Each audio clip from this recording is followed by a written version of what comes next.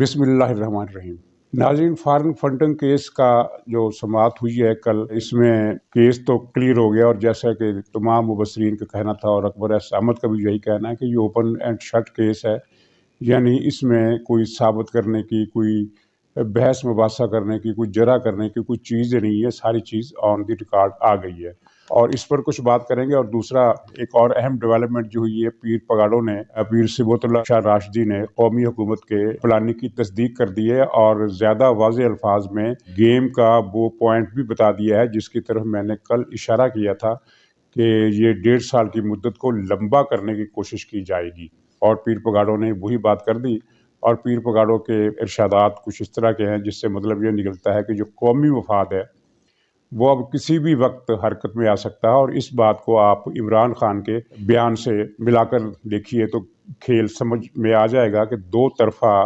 تیاری جاری ہے۔ تو پہلے اسی پر بات کرتے ہیں۔ پیر صاحب پگاڑوں نے پریس کانفرنس میں کہا، پریس کانفرنس کو بنیادی طور پر سندھ میں بلدیاتی انتخابات پر جی ڈی اے اور پی ٹی آئی کے اعتراضات کے حوالے سے پریس کانفرنس ہوئی تھی، لیکن اس میں انہوں نے پھر ضمنی طور پر جو باتیں کی وہ یہ تھی کہ ایک تو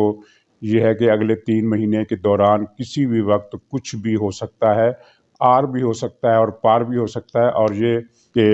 قومی مفاد حرکت میں آنے والا ہے۔ ایک اہم بات جو انہوں نے یہ کی کہ جو الیکشن ہے وہ جلدی نہیں ہوں گے کیونکہ اس سے پہلے مردم شماری ہونا ضروری ہے۔ تو ناظرین، میں نے عرض کیا تھا کہ ایک عدالت سے یہ ریفرنس لیں گے یا کچھ اور کریں گے، تو پیر صاحب کی بات سے پتہ چلتا ہے کہ عدالت سے ریفرنس نہیں لیا جائے گا، بلکہ مردم شماری کو بنیاد بنا کر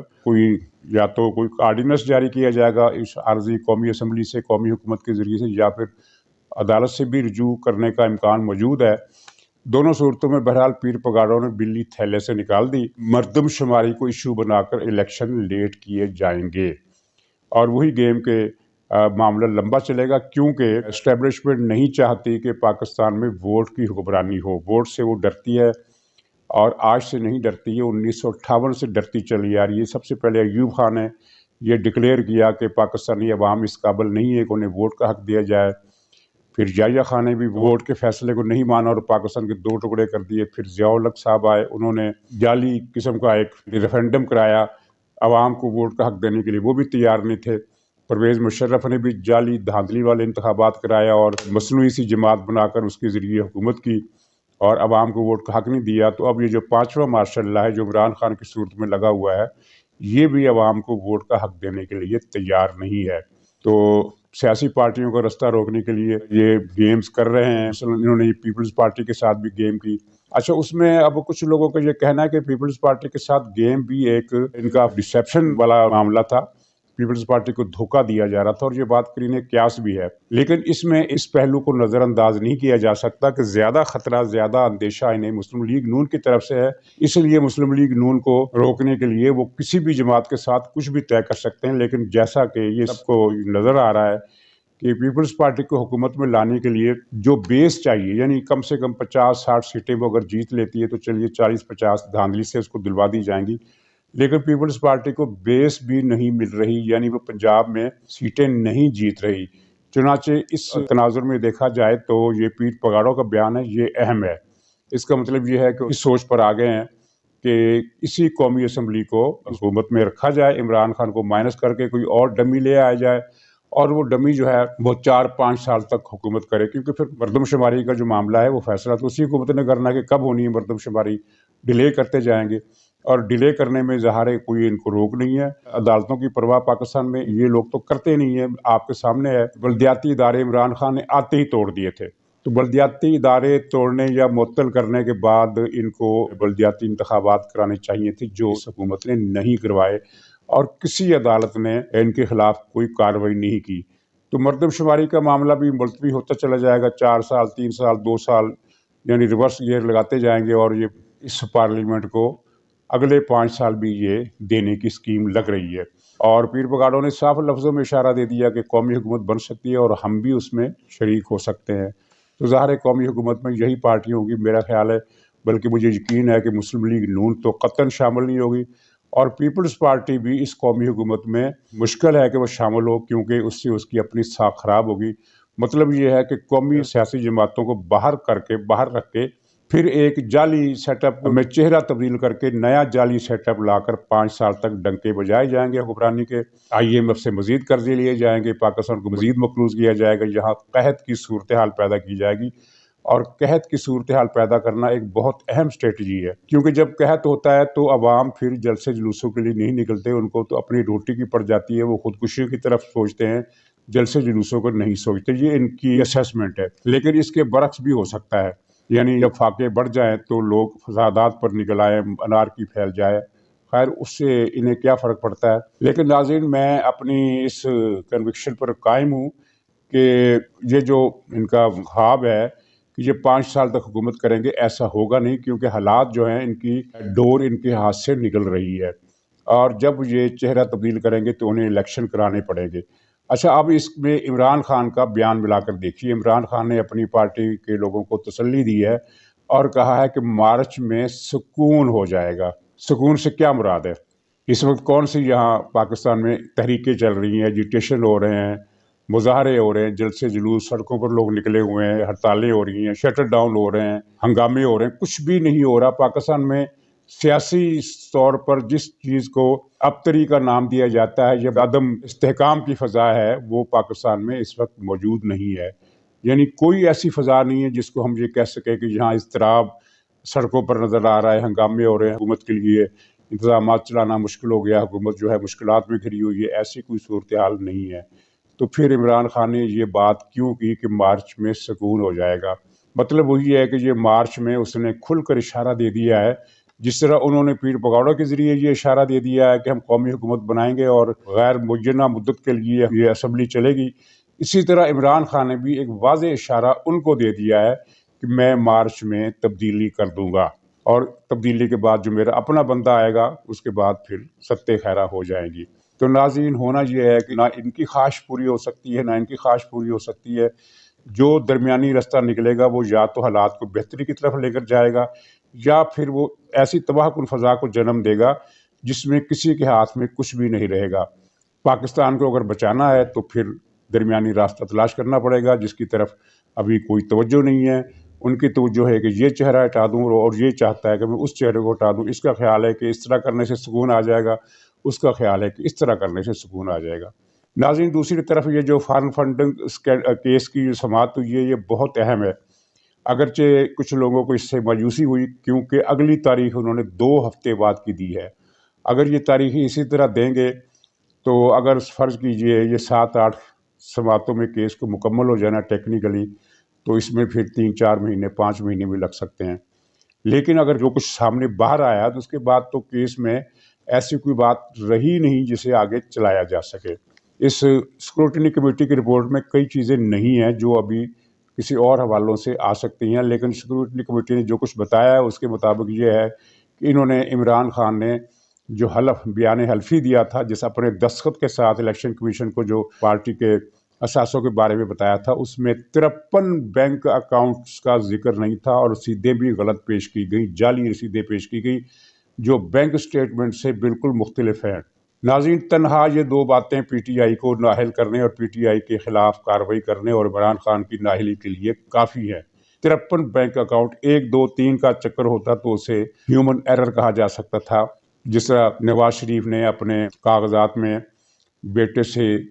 نہ ملنے والی تنخواہ، وصول نہ کی جانے والی تنخواہ کا اندراج اس لیے نہیں کیا تھا کہ ان کے خیال میں چونکہ یہ وصول نہیں کی گئی لہٰذا یہ اثاثہ نہیں ہے، تو اسی طرح یہ بھی ہم ایک شک کا فائدہ دیا جا سکتا تھا کہ یہ ان کے 60-63 جتنے بھی بینک اکاؤنٹ تھے تو ساروں کی گنتی کرتے ہوئے 2-3 کا ذکر چھوٹ گیا ان سے۔ لیکن یہاں یہ ہے کہ انہوں نے 26 اکاؤنٹ بتائے، 53 اکاؤنٹس چھپائے، 53 اکاؤنٹ، اور 2 ارب روپے کی رقم کا جو گھپلا ہے وہ بھی صاف نظر آ رہا۔ اور جو زیادہ اہم بات ہے وہ یہ ہے کہ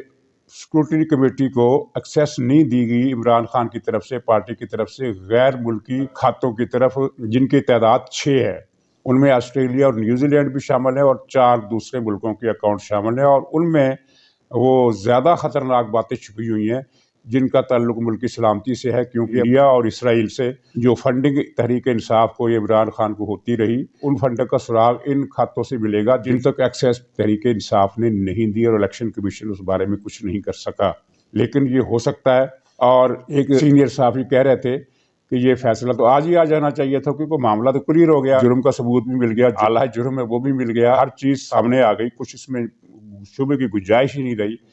تو لیکن یہ ہے کہ ان سینئر صحافی کا کہنا ہے کہ جب اوپر سے اشارہ ہوگا تب ہی فیصلہ آئے گا، اور ویسے فیصلہ تو اب آ چکا ہے۔ تحریک انصاف ننگی ہو گئی، یعنی ٹیکنیکلی آن دی ریکارڈ ننگی ہو گئی۔ اور مزے کی بات یہ ہے کہ ایک دن پہلے عمران خان نے یہ جھوٹ بولا تھا کہ آپ کا لیڈر بے ایمان اور کرپٹ نہیں ہے، اور اس سے اگلے ہی دن اس اسکروٹنی کمیٹی کی رپورٹ جو سامنے آ گئی اس سے پتہ چلا کہ عمران خان کرپٹ بھی ہے، بے ایمان بھی ہے، دھوکے باز بھی ہے، جھوٹا بھی ہے، فراڈیا بھی ہے، اور ہر چیز چھپانے کا عادی ہے۔ جو شخص اپنی اولاد کو چھپانے میں کامیاب ہو جائے اس سے آپ پھر کیا توقع کر سکتے ہیں؟ وہ ہر چیز چھپا سکتا ہے، اور اس نے قوم سے کیا کچھ نہیں چھپایا، کیا کچھ ڈسیپشن نہیں کیا۔ یہ نشہ کرتا ہے، کسی کو بتایا نہیں کہ میں نشہ کرتا ہوں، اگر اس کے خود ساتھیوں نے بتایا یہ نشہ کرتا ہے، اور یہ اس نے وہ سب کچھ کیا ہے جو اخبارات میں نہیں چھپ سکتا، لیکن ریحام خان نے چھاپ دیا اپنی کتاب میں۔ اور ریحام خان پاکستان آئی ہوئی ہیں، 2 دن پہلے ان پر قاتلانہ حملہ کرنے کی کوشش بھی کی گئی ہے، جس سے اندازہ لگا سکتے ہیں کہ عمران خان کو ریحام خان سے مزید خطرہ ہے، کیونکہ اس کا خیال ہے کہ ریحام خان کوئی اور چیز سامنے لا سکتی ہے، کوئی کتاب لکھ سکتی ہے، کوئی پریس کانفرنس کر سکتی ہے، کوئی ٹویٹ کر سکتی ہے، کوئی چیز کو 2 ورقہ بنا کر کسی کو دے سکتی ہے، کوئی ویڈیو جاری کر سکتی ہے۔ اور یہ تو خدا کو معلوم ہے، یہ عمران خان کو معلوم ہے کہ ریحان خان کے پاس عمران خان کے حوالے سے کیا کچھ ذخائر ابھی موجود ہیں۔ اور ذخائر کا لفظ میں نے اس لیے استعمال کیا کہ اس شخص کے کارہائے بد اتنے زیادہ ہیں کہ ان کی کہانی 50 برسوں کی تاریخ تک پھیلی ہوئی ہے۔ تو 50 برسوں کا ریکارڈ تو پتہ نہیں کس کس کے پاس ہوگا۔ یہ جو اپنے پرانے لاہور میں میاں سلی کی حویلی تھی، وہاں سے شروع ہو کر یہ لندن تک یہ معاملہ چلتا ہے، تو پتہ نہیں کس کس کے پاس کیا ذخیرہ ہوگا، لیکن جو ذخیرہ ریحام خان کے پاس ہے وہ بھی کم نہیں ہے۔ اور وہ بلیک بیری بھی کبھی نہ کبھی باہر سامنے آئے گا، جس کا ذکر پی ٹی آئی کی ایک اور خاتون رہنما نے کیا تھا، جس کو پھر انہوں نے پارٹی سے نکال دیا تھا۔ ناظرین، اس نے اپنی جائیدادیں چھپائیں، اس نے انکم ٹیکس کی اب کہانی سن لیجئے کہ اس کے پاس انکم ٹیکس اس نے اچانک اتنا زیادہ انکم ٹیکس دیا ہے جبکہ اس کے پاس آمدنی کا کوئی ذریعہ نہیں ہے۔ اور اس حوالے سے یہ شور بھی اٹھا ہے کہ یہ کرونا فنڈ جو ہے اربوں روپے کا یہ کھا گیا ہے، اور اس کی وجہ سے اس کی دولت میں اضافہ ہوا ہے۔ اس کی بہنوں کی جو جائیدادیں ہیں وہ کہاں سے آئیں، اس نے وہ بھی چھپائیں، اور سپریم کورٹ کو بھی پتہ چل گیا کہ یہ چھپائی، لیکن ثاقب نثار نے اس معاملے کو بھی گول کر دیا۔ جس طرح اس نے بنی گالہ کی غیر قانونی جعلی منظوری تھی اس کو نظر انداز کیا، اور اسی طرح یہ چیز بھی نظر انداز کر دی گئی۔ عمران خان کے اسلام آباد میں ایک بہت بڑی بلڈنگ ہے، پلازا ہے، اس میں اس کا بہت ہی قیمتی فلیٹ ہے، بلکہ ایک سے زیادہ فلیٹ ہے، تو سپریم کورٹ نے اس کو بھی جائز قرار دے دیا اور اس پر کوئی کارروائی نہیں کی، جبکہ ایک مسجد کو گرانے کا حکم دے دیا گیا ہے اور اسے قومی سلامتی کا مسئلہ بنا دیا گیا ہے۔ یہ چیزیں چل رہی ہیں پاکستان میں۔ اس کا مطلب ہے کہ عمران خان اوپر کے حلقوں میں، اشرافیہ میں اب بھی بہت سارے طاقتور جو افراد ہیں وہ عمران خان کی پشت پر ہیں، ورنہ یہ اس کا بنی گالہ، صرف بنی گالہ کیس میں اس کو نااہل کیا جا سکتا ہے، وہ بلین ٹری سونامی میں اس کو نااہل کیا جا سکتا ہے، گرفتار کیا جا سکتا ہے، اس کو اپارٹمنٹ کے کیس میں گرفتار کیا جا سکتا ہے، پکڑا جا سکتا ہے، کورونا فنڈ میں جو اربوں کی کرپشن اس نے کی ہے اس پر اسے پکڑا جا سکتا ہے، اور 50 کیس ایسے ہیں جس میں عمران خان کو گرفتار کیا جا سکتا ہے، سزا ہو سکتی ہے، نااہلی ہو سکتی ہے، لیکن کوئی بھی کیس چلنے کا نام نہیں لے رہا، بلکہ اس کا ذکر بھی میڈیا پر کم ہی آتا ہے، اور میڈیا کو اب بھی فون آ رہے ہیں کہ اس معاملے کو اس طرح دیکھا جائے، اس معاملے کو اس طرح دیکھا جائے۔ تو آپ دیکھیں گے کہ یہ فارن فنڈنگ کیس کا جو جس طرح میڈیا پر ذکر ہونا چاہیے تھا اس طرح ذکر نہیں ہو رہا، اور اس طرح ذکر ہوگا بھی نہیں۔ اگر یہی معاملہ کسی اور سیاستدان کے ساتھ ہوتا تو وہ 7 سال پہلے ہی نااہل ہو چکا ہوتا۔ یہ 7 سال سے کیس چل رہا ہے، اور یہ جو اسکروٹنی کمیٹی بنی ہے یہ بھی 3 سال پرانی کمیٹی ہے، اور اس کے پاس ساری رپورٹیں موجود ہیں، لیکن آپ یہ دیکھیں کہ کچھوے کی رفتار سے بھی سست یہ معاملہ چلا ہے، اور اب بھی ہم یقین سے نہیں کہہ سکتے کہ الیکشن کمیشن کو اس کا فیصلہ سنانے کی اجازت دی جائے گی یا نہیں۔ اور اسرائیل اور بھارت سے جو فنڈنگ ہوئی ہے اس کے ثبوت بھی ہر طرف موجود ہیں، اور اکبر بابر جو بھی درخواستیں کرتے رہے ہیں عدالت کے سامنے وہ نہیں مانی جاتی رہی ہیں۔ اگر مان لی جائیں اور ساری چیزیں اسرائیل بھارت کی فنڈنگ کا سلسلہ بھی آ جائے اور جس طرح عمران خان نے ذاتی ملازموں کے پی ٹی آئی کے رہنماؤں کے ذاتی ملازموں کے اکاؤنٹس میں کروڑوں روپے جمع کرائے، وہ کیس بھی اٹھ سکتا ہے، لیکن فی الحال ہمیں کوئی کیس اٹھتا ہوا نظر نہیں آ رہا، اور کہنے والے کہتے ہیں کہ جب یہ اس کو مائنس کیا جائے گا تب یہ کیس باری باری چلیں گے، اور یہ بات ترین قیاس ہے کہ پاکستان میں اس طرح ہوتا ہے۔ اور ویسے بھی عمران خان نے جو مالیاتی جرائم کیے ہیں اس ملک میں، ان کی مثال تاریخ میں نہیں ملتی، اور اس لیے یہ کہنا ٹھیک نہیں ہوگا کہ یہ جرائم جو ہے سنگین اور ہولناک جرائم پاکستان کے خلاف اس نے کیے ہیں وہ چھپے رہیں گے، وہ اپنے وقت پر بولیں گے۔ یہ الگ بات ہے کہ سزا کتنی ہوتی ہے کتنی نہیں ہوتی، معاملہ نتیجہ کس انجام کو پہنچتا ہے یا انجام کو نہیں پہنچتا، لیکن یہ باتیں اب راز میں نہیں رہیں گی، اور جیسے ہی یہ چہرہ تبدیل ہوگا بہت کچھ پریس میں آنا شروع ہو جائے گا، سوائے ان باتوں کے جن میں سٹیک ہولڈر کچھ پردہ نشین بھی ہیں، وہ معاملات سامنے نہیں آئیں گے۔ باقی سارے معاملات جو ہیں وہ ایک کیا کہتے ہیں ایک سلسلہ، ایک جھڑی لگ جائے گی انکشافات کی، اور دنیا دیکھے گی کہ یہ شخص کتنے گھناؤنے کردار کا اور کتنا بڑا کرپٹ انسان تھا۔ اور میں مریم نواز کو خراج تحسین پیش کرتا ہوں کہ انہوں نے مسلم لیگ کی ٹھنڈی میٹھی پالیسی کے برعکس آج ایک تیز بیان دیا ہے اور کہا ہے کہ پاکستان کی تاریخ میں اس سے جھوٹا، اس سے مکار، اس سے سازشی، اس سے زیادہ کرپٹ آدمی نہیں آیا حکومت میں، اور مریم نواز صاحب نے اس کو چور اور ڈاکو بھی کہا۔ جبکہ مسلم لیگ کے اب جتنے بھی لیڈر ہیں، احسن اقبال سے لے کر شہباز شریف تک، وہ ٹھنڈے میٹھے بیان دیتے ہیں حکومت کے خلاف۔ ہاں، مفتاح اسماعیل صاحب اور شاہد خاقان عباسی صاحب کبھی کبھی صحیح بیانات دیتے ہیں، لیکن باقی پارٹی مسلم لیگ کی جو ہے وہ اس طرح لگتا ہے کہ جیسے وہ سیاسی پارٹی نہیں ہے بلکہ سیاست کی نیک پروین ہے۔ تو مریم نواز صاحبہ نے ذرا ڈٹ کر بیان دیا ہے، اور یہ قوم کے دل کی آواز ہے، کیونکہ پاکستان میں آج ہر شخص کو پتہ چل چکا ہے کہ عمران خان سے زیادہ کرپٹ آدمی کسی ماں نے آج تک پیدا ہی نہیں کیا، اور جتنا یہ دھوکہ باز ہے۔ یہاں تک کہ ایک بات مجھے پتہ چلی کہ لندن میں کوئی ادارہ ہے جو اس کو ڈے بائی ڈے ہدایات دیتا ہے کہ پبلک کی توجہ حاصل کرنے کے لیے آج تم نے یہ کرنا ہے، آج تم نے وہ کرنا ہے۔ اسی ادارے کی ہدایت پر اس نے کچھ عرصہ پہلے ایسے شلوار قمیض پہنے تھے جن میں سوراخ تھے، یہ سوراخ اس نے خود کیے تھے۔ اس ادارے نے کہا تھا کہ یہ سوراخ تمہارے قمیض میں، شرٹ میں ہونی چاہیے، اور کیمرہ مین کو ہدایت کی جائے کہ وہ یہ سوراخ دکھائے، تاکہ قوم کو پتہ چلے کہ ہمارا لیڈر اپنے لباس سے کتنا بے پرواہ ہے، اس کو قوم کی فکر ہے، اپنے لباس کی فکر نہیں۔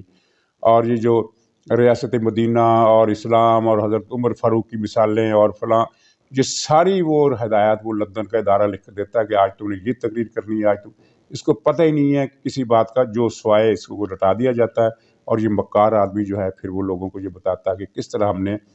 ریاست مدینہ قائم کرنی ہے، کس طرح ہم نے قانون کی حکمرانی قائم کرنی ہے، اور کس طرح ہم نے غریب کو روزی دینی ہے۔ اور اب یہ کہہ رہا ہے کہ مارچ میں سکون ہو جائے گا، اور یہ وہ آدمی ہے جس نے 2 دن پہلے کابینٹ کو کہا، کابینٹ کو ہدایت دی کہ آپ نے پبلک میں یہ بتانا ہے کہ پاکستان میں کوئی مہنگائی ہے ہی نہیں۔ اب اس بات پر کوئی کیا تبصرہ کرے؟ وزیروں کو کہا کہ عوام کو بتاؤ کہ یہ اپوزیشن کا پروپیگنڈا ہے، پاکستان میں کوئی مہنگائی نہیں ہے۔ تو ناظرین، اس لطیفے کے ساتھ میں اجازت چاہتا ہوں، انشاءاللہ دوبارہ ملاقات ہوگی۔ خدا حافظ۔